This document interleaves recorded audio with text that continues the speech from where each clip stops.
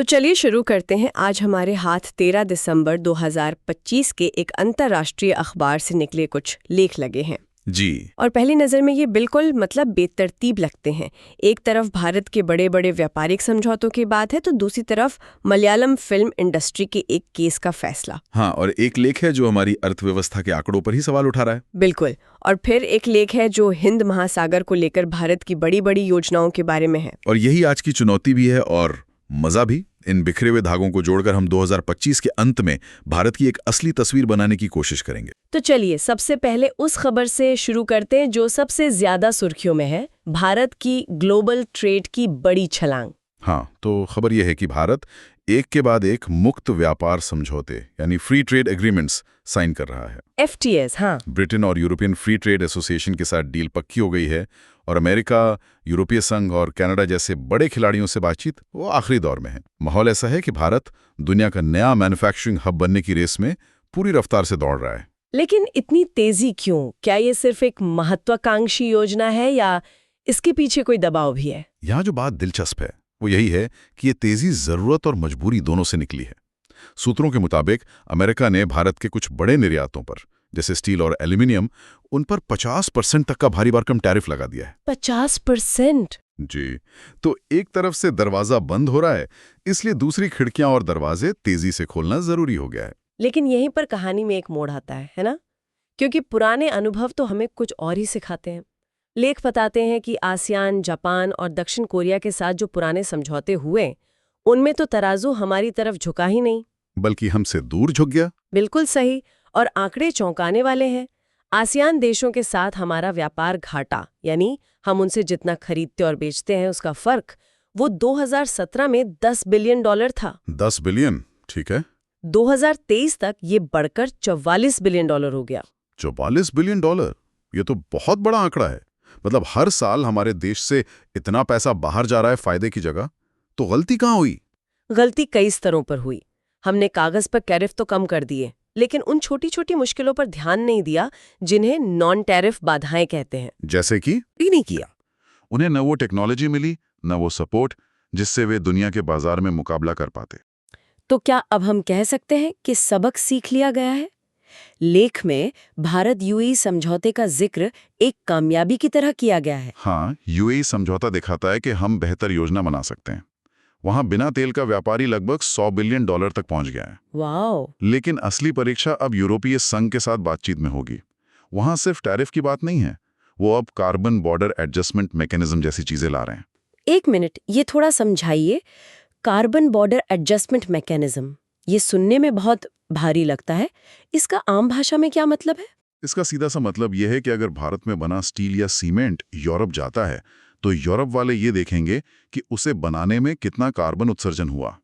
अगर वो उनके अपने देश में बने स्टील से ज्यादा प्रदूषण फैलाकर बना है तो उस पर यूरोप में घुसते ही एक ग्रीन टैक्स लग जाएगा। ओह, मतलब हमारा सामान वहां पहुंचते ही अपने आप महंगा हो जाएगा, सिर्फ इसलिए कि हमारे बनाने के तरीके उतने साफ सुथरे नहीं हैं। इससे तो लोहा, स्टील, सीमेंट जैसे हमारे कई बड़े सेक्टर सीधे सीधे प्रभावित होंगे। बिल्कुल, इसीलिए अब सिर्फ टैरिफ कम करने से काम नहीं चलेगा। अब हमें उत्पादन के तरीकों से लेकर पर्यावरण के मानकों तक हर चीज पर बहुत गहराई से बात करनी होगी। ये एक बिल्कुल नया खेल है। ये तो बड़ी दुविधा वाली बात है।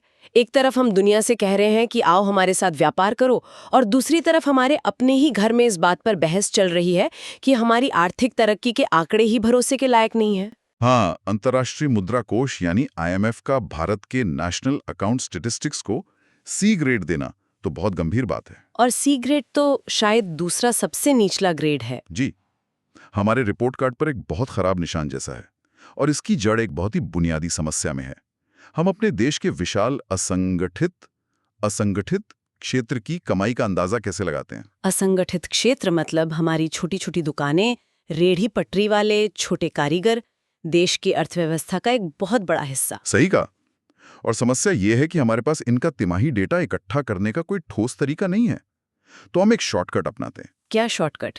हम संगठित क्षेत्र यानी बड़ी बड़ी लिस्टेड कंपनियों के विकास को देखते हैं और मान लेते हैं कि असंगठित क्षेत्र भी उसी रफ्तार से बढ़ रहा होगा। इसे ऐसे समझ सकते हैं कि अगर शहर के बड़े शॉपिंग मॉल में बिक्री बढ़ रही है तो सरकार ये मान लेती है कि नुक्कड़ की छोटी किराना दुकान की भी बिक्री बढ़ रही होगी। बिल्कुल सही एनालॉजी है और सामान्य समय में शायद ये अंदाजा थोड़ा बहुत काम कर भी जाए। लेकिन सोचिए क्या हो अगर नोटबंदी, जीएसटी या कोरोना महामारी जैसा कोई बड़ा आर्थिक झटका लगे। हाँ, तब तो हालात बिल्कुल बदल गए थे। इन झटकों ने बड़ी कंपनियों और संगठित क्षेत्र को तो फायदा पहुंचाया क्योंकि प्रतियोगिता कम हो गई, लेकिन इन्होंने छोटी दुकान की तो कमर ही तोड़ दी। तो इसका मतलब ये हुआ कि जिस वक्त छोटी दुकानें और कारोबार बंद हो रहे थे, हम बड़ी कंपनियों की ग्रोथ देखकर ये मान रहे थे कि सब कुछ ठीक चल रहा है और इस वजह से हमारी जीडीपी के आंकड़े असलियत से कहीं ज्यादा बढ़कर दिखाए गए। पूर्व मुख्य सांख्यिकीविद प्रणव सेन ने एक लेख में इसी तरीके को कम विश्वसनीय कहा है। उनके मुताबिक इन झटकों के दौरान संगठित और असंगठित क्षेत्र की राहें बिल्कुल अलग हो गईं। एक ऊपर गया, दूसरा नीचे। ऐसे में एक को दूसरे का आधार मानना एक बहुत बड़ी भूल थी। एक मिनट, ये बात मुझे थोड़ी और समझनी है। अगर सरकार के शीर्ष सलाहकारों और सांख्यिकीविदों को पता है कि ये तरीका कम विश्वसनीय है, तो इसे बदला क्यों नहीं जा रहा? क्या ये सिर्फ एक तकनीकी मुश्किल है? ये एक बहुत बड़ी तकनीकी मुश्किल है। प्रोफेसर सेन के मुताबिक इतने बड़े और विविध असंगठित क्षेत्र का हर 3 महीने में भरोसेमंद डेटा इकट्ठा करने के लिए जो सिस्टम चाहिए वो हमारे पास है ही नहीं। अच्छा। इसे बनाने में सालों लगेंगे और बहुत संसाधन भी। जब लेख में करण थापर ने उनसे पूछा कि क्या हम आईएमएफ की चिंताओं को जल्दी दूर कर पाएंगे, तो उनका जवाब साफ था, मुझे नहीं लगता कि हम कर सकते हैं। और ये जीडीपी वाले आंकड़े और भी ज्यादा चिंताजनक हो जाते हैं जब हम इन्हें उन नए व्यापार समझौतों के संदर्भ में देखती हूँ। अगर हम अपनी आर्थिक ग्रोथ को ही सही से नहीं नाप पा रहे, तो हम ये कैसे तय करेंगे कि ये समझौते हमारे लिए फायदेमंद हैं या नहीं?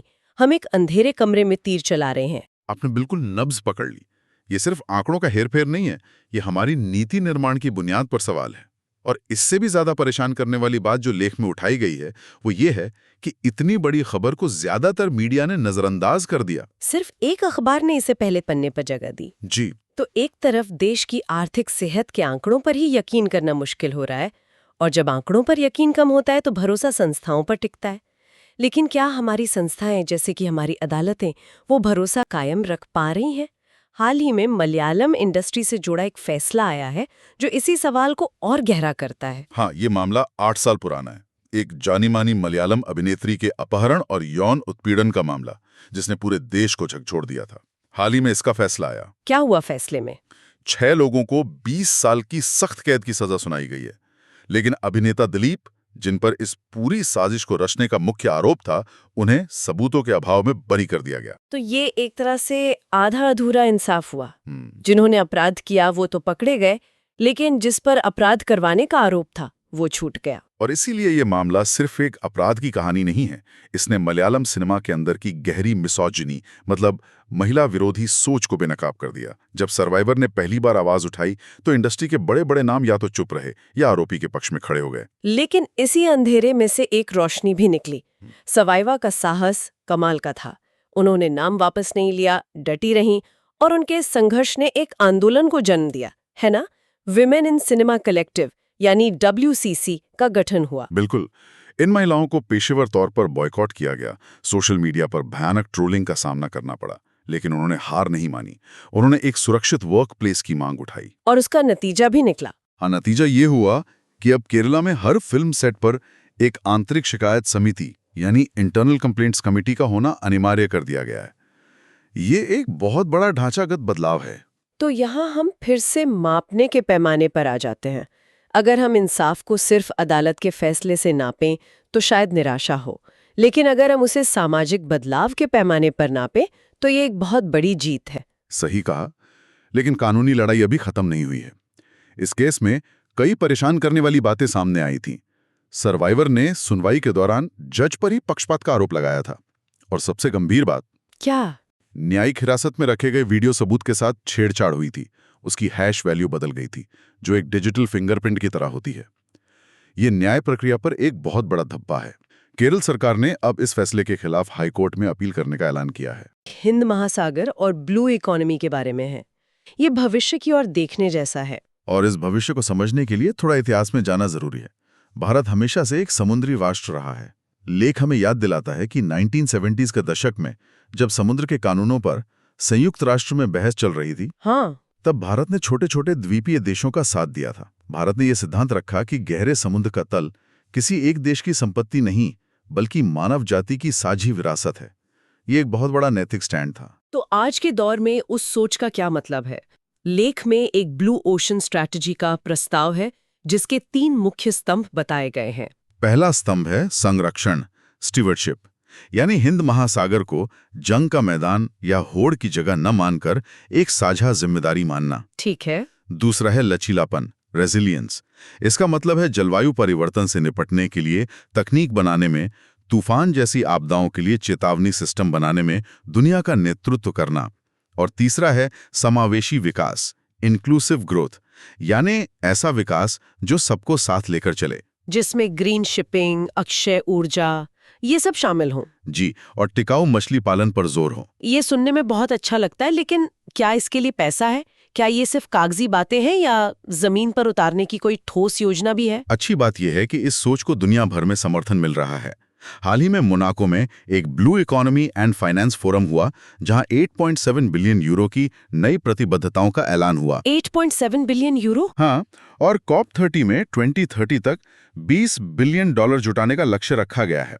लेख में सुझाव दिया गया है कि भारत एक इंडियन ओशन ब्लू फंड बना सकता है, जो इस वैश्विक पैसे को हिंद महासागर क्षेत्र की परियोजनाओं में लगाए। यहाँ एक बहुत शक्तिशाली विचार सामने आता है, स्थिरता के माध्यम से सुरक्षा, सिक्योरिटी थ्रू सस्टेनेबिलिटी।